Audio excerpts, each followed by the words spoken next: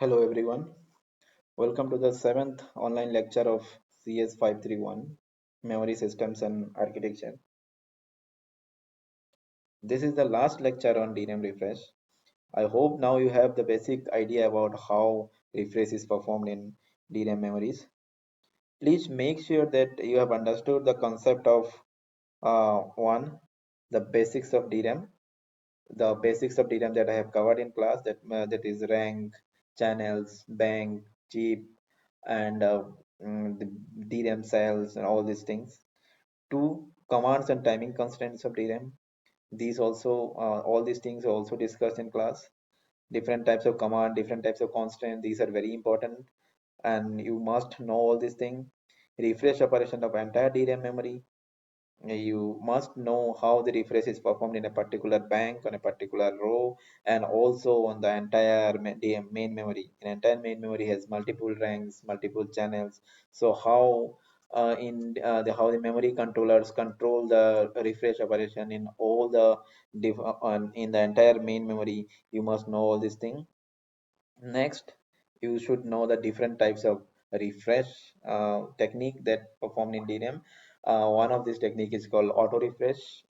There are different other ways to perform to do the refresh of DRAM rows.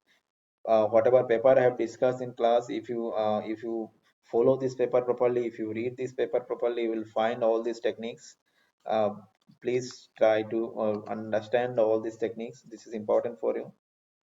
And then you also read all the papers discussed in class properly, and all this paper is important. Find out the advantage and disadvantage of these papers. I may ask you the advantage and disadvantage of the discussed paper which is not written in the paper. Maybe I'll ask some concept regarding the comparison of paper 1 and versus paper 2, which is exactly not written in any of this paper. So to answer my question, you must know the concept of all this paper. Just memorizing the concept or some diagram of this paper is not enough. What I'm expecting from you that you should understand the concept. You should understand. You must have a comparative knowledge that okay, this paper is doing this paper is doing this. This is the limitation of this paper. All these things must have your mind have in your mind. Otherwise, you won't be able to answer every questions during exam. One of the one of the objective of this course is to make you eligible to do research in the area of memory architectures. Though it is not possible for me to cover every topics in detail, but I have selected some easy and interesting topic for you to discuss in this class, in this course, sorry. So some of these topics are replacement policies, DRAM refresh, row hammer, etc., etc. So if you see this concept, for example, replacement policy, this concept is very easy to understand, but it is very important for cache memories. Without this, without a proper replacement policy, cache memory will not perform properly. The same is valid for DRAM refresh and ROMer also. These techniques is very straightforward to understand. What is the problem? What is the challenges? All these things is very easy to understand, but they are very important for the memory systems. So that's why I have choose these topics initially, and I want that you, if you want to start research in memory systems, then you should start from these easy concepts. These concepts, for example, replacement policy is easy to understand compared to other concept like dynamic NUCA, like cache coherence, all these things. So for compared to those concepts, these concepts are easy but important. So if you understood all the papers that discuss in class, then you are capable enough to start research in this area. But one concept that I have not explained in class is the experimental methodology. I have not explained the experimental section of any of this paper. Why? Because if I also explain the experimental methodologies and experimental section, then it will take 2 or 3 lectures just to explain one particular paper, and which is not possible. That's why I have skipped all the experimental details. So, but for you, it is very important, if, especially if you want to continue your research in this area. So, how these DRAM techniques are implemented and perform this experimental analysis, this part is important for you if you want to research in this area. And this is very important. Read the experiment. So advice I can give you is read the experimental section of all the papers and list the simulation simulators and simulation tools and other okay, tools or techniques they use to implement their techniques. And then from all these tools and all these simulators, try to find out which are the simulators and which are the other tools that is useful for you. For example, you are working on a particular DRAM refresh technique, so based on your requirement, which of this tool and which of this simulator will be useful for you, you can easily find out if you read the experimental section and result analysis of all these papers that I've discussed. But one thing I need to mention here, all this concept of experimental methodologies are not essential for your NSEM exam. I'm not going to ask any question on experimental analysis or simulation tool in exam, because these I'm not expecting as a core course content. If you want to work in this area, then you should work on it. But if your term paper is based on DRAM, then you must learn some simulation tools. This is very important for you. Also, I'm giving you enough time to do your term paper. It is one of the reason why I'm uploading only 2 videos per week. So please utilize your time and work on your term paper. And most probably, I'm not sure now, but the way the semester is going, your performance and term paper must be very important for your final grading. One more important announcement. I'll share a Google Doc regarding the online lectures and some exam. It is important for you all to fill the form, and it is I may have to conduct the NSEM exam for all the final year students separately, because the institute wants to conduct the NSEM exam for all the final year students of MTech and BTech separately. It's not sure, it's not confirmed the mode of exam now, but it is almost confirmed that I may have to conduct a separate exam for the final year students online. The paper that I'll discuss today is called CROW. The full name of this paper is CROW, a low-cost substrate for improving DRAM performance, energy efficiency, and reliability. So what this paper is doing, that this paper has proposed a technique, and that proposed technique is improving the DRAM performance, reducing the energy consumption of DRAM, and also increasing the reliability of DRAM. So this paper is published in ISCA 2019, and I'll explain this paper in brief. I'll not explain it in detail like I have explained the initial papers. Why? Because there are two reasons. Again, I'm not explaining it in detail. First, all the concept, whatever the concept written in this paper, you will easily understand it from all based on my previous lectures. There will be no any concept or anything written that is completely new for you. There is no such thing in this paper. So that's why I'm expecting from your side that read this paper and try to understand the concept properly. But also there is an online video available for this paper, and this video has been made by the authors of these papers. So um, I'll share the link of this video that has been created by the author of this paper. So please watch that video and consider watching that video as a part of this lecture. So I'll only explain the main concept of this paper. Rest of the thing you have to study by yourself and by watching the separate video that I've already mentioned. So the main concept of this paper is they're separating the rows in each survey. This structure is clear to all of you. I hope that these are the rows, these are the bit lines, these are the vertical, the horizontal lines are the word lines, these are the row, this is the row decoder, and this is the sense amplifier or row buffer. So this diagram is clear to all of you. and I'm not explaining it in more detail. So on the main concept here, you can see that they have divided the rows into two different segments. This paper is similar like a paper that I've already explained, the TL DRAM, I think, right? This TL DRAM. So it is almost similar, but there is no isolation transistor here. But in that paper, there are some isolation transistor here to separate the near segment and far segment. So this concept is similar, but not exactly same. So you can see that there are two different segments of row here, or groups of row. These are the regular rows and these are the copy rows. And for regular rows and copy rows, the row decoder is different. Copy row has this is the row decoder for copy rows, and this is the row decoder for regular rows. So now how these copy rows are giving advantage? Sometime suppose this row you have to read something from this row, so we have to activate this row, right? And when this row will be activated, the content of this row will be available in sense amplifier. This is clear. We all know this. But after activating this, the time required to reach the data to the sense amplifier is called TRCD.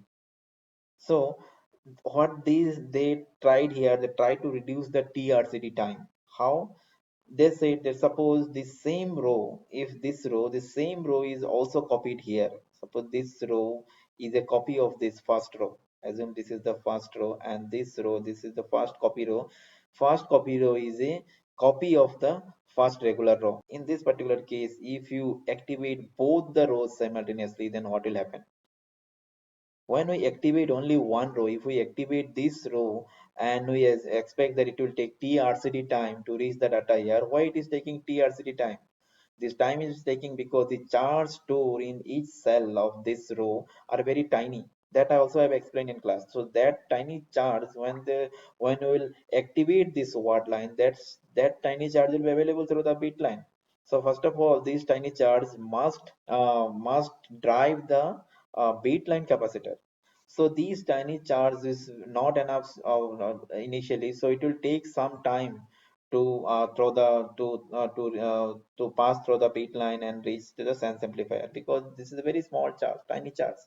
So now if in place of one row, if two row has the same content, and if we activate both rows, then the charge of this cell and the charge stored in this cell both will come together to and available to the bit line capacitor.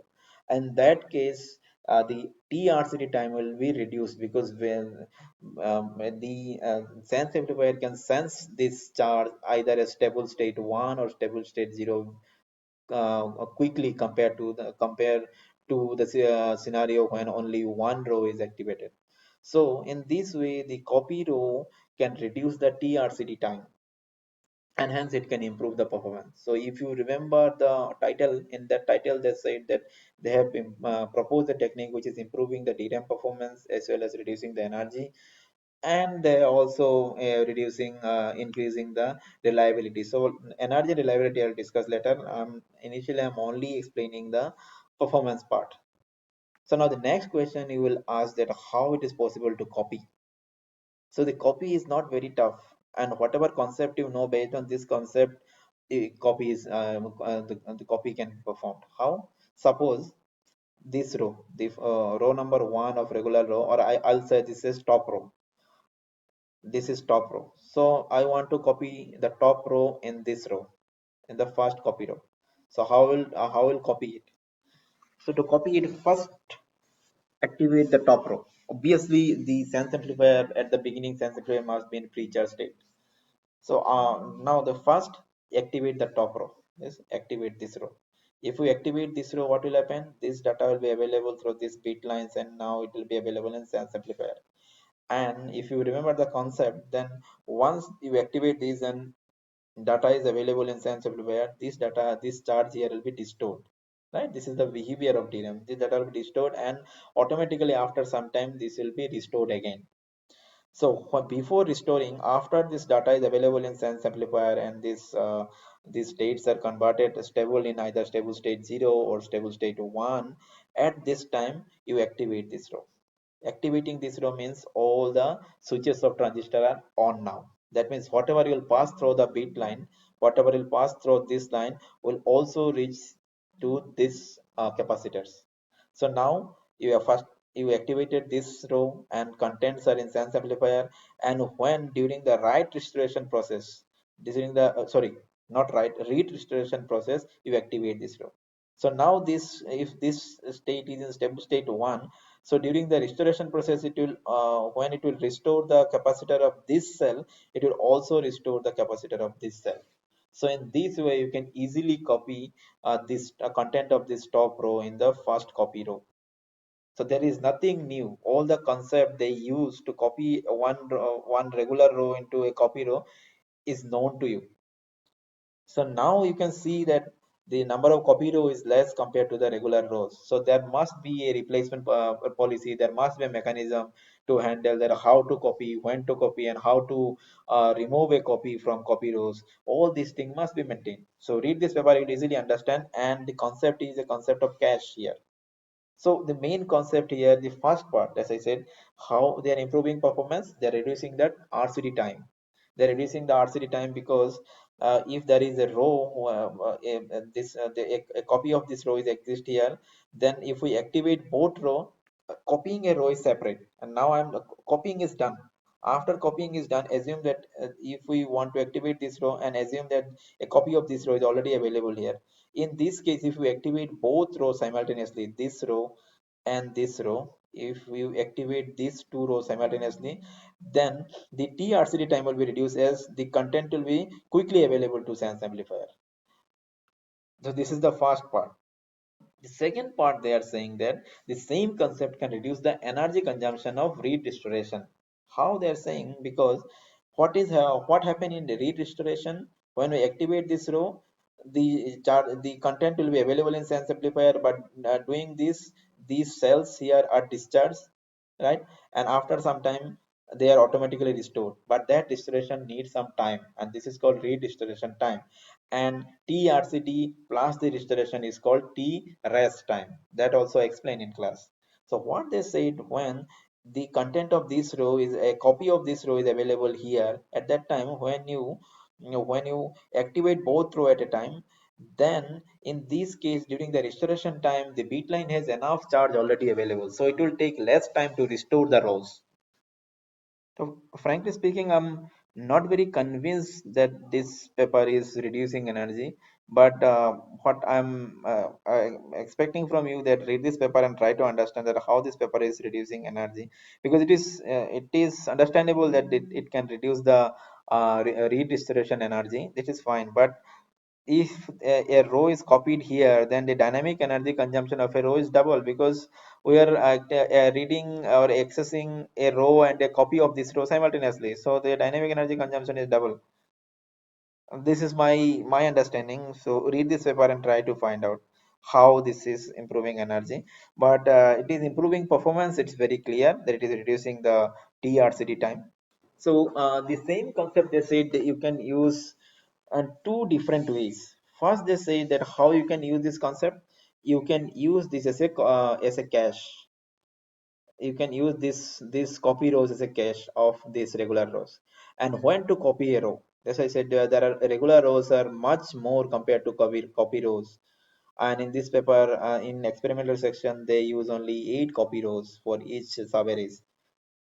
So they said that if there is a row here in regular row, if there is a regular row which is repeatedly activating, or this is not this is heavily used, then that heavily used row must be copied here. Why? Because if there is a heavily used row and you can somehow reduce the access time of a heavily used row, then obviously it will improve the performance, right? So that's why they are saying that if there is a heavily used row in regular rows, then that row must be copied here. And in that if you copy this type of rows, then the access time that, or the activation time of this heavily used row will be reduced, and hence it will improve the performance. So in this way you can use these copy rows as a cache of these regular rows. This is the first part, and that is improving the performance. And energy part, I already mentioned that the claim of this paper that they are reducing the energy consumption. You read it and try to find out. Only thing I'm saying here that they claim that it is reducing the restoration energy. And the last part is also interesting. The last part, they're saying that these concept is increasing the reliability of DRAM memory. So what we understand by reliability, the reliability means you can also consider it as a correctness of DRAM. Because for example, if we are not refreshing this row after a refresh period, suppose the refresh period we know is 64 milliseconds. If we increase the refresh period without doing any fancy thing, without doing anything, just we are increasing the refresh period from 64 to 120 milliseconds. If we do this, and when we'll refresh this row after 120 milliseconds, some of this bleed may, some of this charge may be restored, right? So what this means that it we are taking we are not taking the reliability of this DRAM seriously, so we are reducing the reliability of DRAM. So what they are saying that these concept, copy row concept, can increase the reliability. So which reliability they are talking about? They're saying about, they're mainly saying about the reliability in case of row hammer. So what is row hammer? I have explained as row hammer in class also. Row hammer means it is possible in DRAM that sometime if a particular row is activating aggressively, for example, this row, this top row is activating aggressively in a particular refresh period. Again and again it is activating. So if you aggressively activate a particular row, that it may flip the bits of its adjacent rows.